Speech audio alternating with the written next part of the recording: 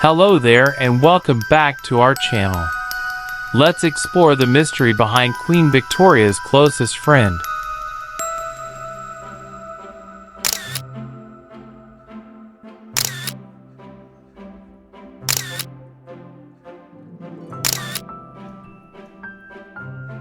Queen Victoria's closest friend in her final years was actually a young servant from India. In 1887, the newly minted Empress of India celebrated her Golden Jubilee. As a gift from India, she received two waiters.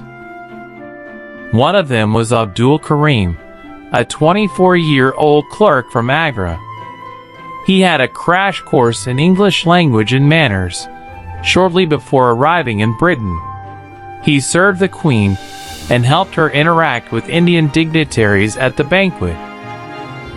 Victoria was fascinated by her new attendant from the very start. She described him as dutiful, tall, and with a fine, serious countenance. One day Karim treated her to chicken curry with dal and pulao.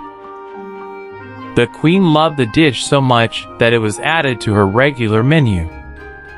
The communication between them was stiff, and she asked him to teach her Urdu. "I am learning a few words of Hindustani to speak to my servants. It is a great interest to me for both the language and the people I have naturally never come into real contact with before," quoted the Queen. Karim's English lessons were also doubled. Soon, they were able to correspond without any intermediaries. Though the Queen treated him well, Karim was not used to menial work. Far from home, he felt like a sojourner in a strange land and among a strange people. He wanted to return to India, so Victoria had to come up with something to keep him. Just a year after his arrival, he was promoted to Munshi, the Queen's personal teacher.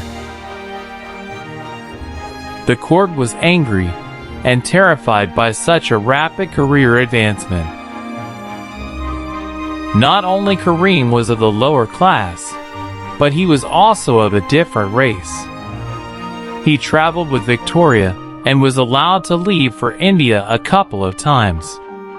His father got a pension and his former employer a promotion upon his request. Shrabani Basu quotes that Mr. Karim's father even got away with being the first person to smoke a hookah in Windsor Castle, despite the Queen's aversion to smoking. The Munshi was given residences at the main royal estates in the UK and back in Agra. His wife joined him in Britain and regularly had tea with the Queen herself. He enjoyed the best opera seats and was even moved to John Brown's bedchamber. Brown was the Queen's previous servant and favorite, who died in 1883. In 1895, Karim was decorated as a companion of the Order of the Indian Empire. Victoria commissioned numerous portraits of her confidant. "I'm so very fond of him. He is so good and gentle and understanding, and is a real comfort to me," quoted Queen Victoria. She signed her letters to him with kisses, and as your closest friend and your loving mother. Though they did spend a night alone in a Scottish cottage, they were never lovers. When Prince Albert died, Victoria famously said that he was her husband, close friend, father and mother. "It's likely that Abdul Karim fulfilled a similar role," quoted Sharabani Basu.